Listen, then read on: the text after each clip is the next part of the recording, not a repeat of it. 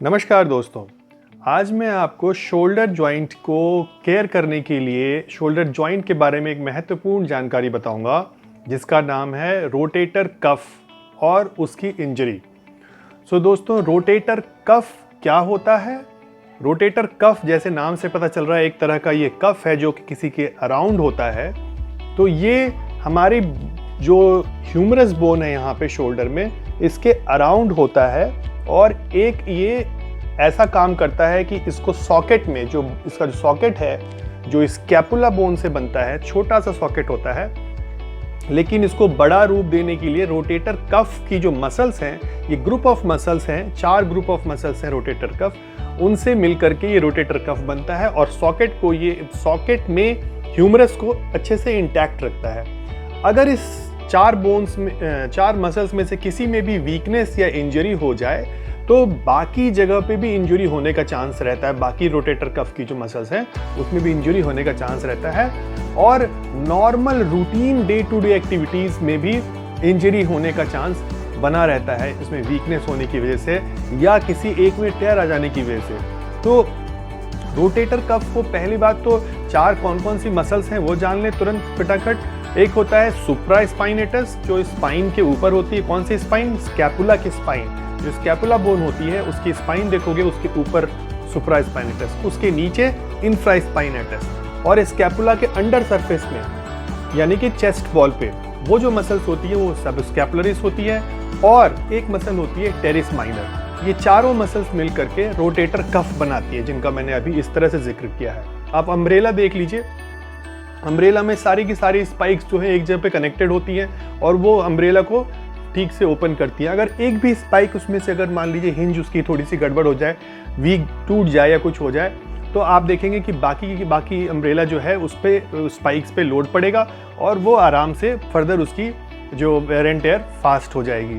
तो इसी तरह से रोटेटर कफ जो है हमारे सॉकेट को बढ़ाता है, साइज को, और उसको बॉल को, जो ह्यूमरस बोन है उसकी बॉल को अच्छे से इंटैक्ट रखता है। दोस्तों, इसकी जो सिम्टम्स हैं क्या क्या होते हैं? इसके सिम्टम जो हैं, आपको सोने समय में पेन होगा जब आप मूवमेंट करना चाहोगे, खासकर उस साइड में सोओगे तो पेन बढ़ जाएगा। दिन भर ठीक रहेगा नॉर्मल एक्टिविटीज़ में। ओवरहेड एक्टिविटीज़ में, ऑन मूवमेंट्स में, या दूर से किसी चीज़ को आप छूने जा रहे हो, उठाने जा रहे हो, उसमें पेन होगा, या हाथ को आप कमीज़ पहनने जा रहे हो उसमें दर्द होगा आपको, या फिर आप जो है कंघी कर रहे हो उसमें दर्द होगा। तो इस तरह से ये जो दर्द होते हैं, क्रेपिटेशंस होगा इसमें। क्रेपिटेशन मतलब कड़कड़ की आवाज़ आएगी जब आप कुछ पर्टिकुलर मूवमेंट करोगे, पर्टिकुलर एंगल में आएगा और पेन के साथ होगा। तो दोस्तों, इस तरह के सिम्टम्स हो तो ये आप मान के चलिए कि रोटेटर कफ इंजरी हो सकती है और इसको चेकअप करा लीजिए अच्छे से किसी ऑर्थोपेडिक सर्जन या फिजियोथेरेपिस्ट से। इसे चेकअप करने के बाद आप इसको फर्दर डैमेज होने से बचा सकते हैं और जल्दी ठीक हो सकते हैं। कोई भी एक्सरसाइज एज सच ट्राई मत कीजिए, एक्सेप्ट आप एल्बो को पहले बेंड कर लीजिए और बेंड एल्बो को ही ऊपर ले जाइए और एक बार ऊपर कर लीजिए, बस। इसको करने में पेन ना हो, फिर एल्बो बेंड करके ही नीचे ले जाइए। इस तरह से अगर आप एक बार कर लेते हैं तो आपकी जॉइंट कभी स्टिफ नहीं होगी, क्योंकि जिसको ब्लड शुगर हाई होता है उसमें फ्रोजन शोल्डर हो जाने का भी डर है। इसकी वजह से पेन हुआ, आपने लिमिटेड मूवमेंट हो गए और फ्रोजन शोल्डर यानी पेरिकैप्सुलाइटिस या एडेसिव कैप्सुलाइटिस हो जाएगी। Safest exercise to start with is these small movements with elbow bend and hands up and down again and down there.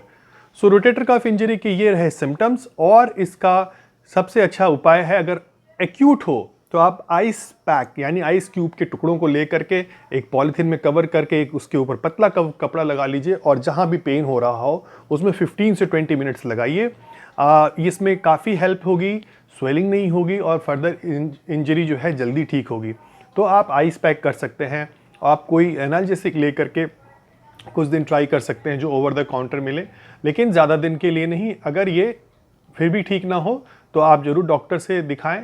Physiotherapy में अल्ट्रासाउंड फिजियोथेरेपी इसमें बहुत हेल्पफुल होती है, इंटरफेरेंशियल थेरेपी भी हेल्पफुल होती है और हीट थेरेपी भी हेल्पफुल होती है। तो शुरू के 72 hours use only ice pack, no hot fomentation. इस तरह से करके आप जल्दी ठीक हो सकते हैं। तो दोस्तों, ये रहे सिम्टम्स और ये इसका इनिशियल इलाज। आप अपने चिकित्सक को कभी भी संपर्क करना मत भूलिए अगर आपको लग रहा है आपका प्रॉब्लम ठीक नहीं हो रहा है तो। और इसी जानकारी के साथ मैं आज आपसे लूँगा विदा। मैं आपका दोस्त डॉक्टर धीरज फिर मिलूँगा आपसे नए किसी अंक के साथ। तब तक मेरे चैनल को इसी तरह से लाइक कीजिए, मेरे सब्सक्राइब कीजिए, इनको बेल आइकन दबाना मत भूलिए और औरों में भी शेयर कीजिए। आपका दिन शुभ हो। नमस्कार।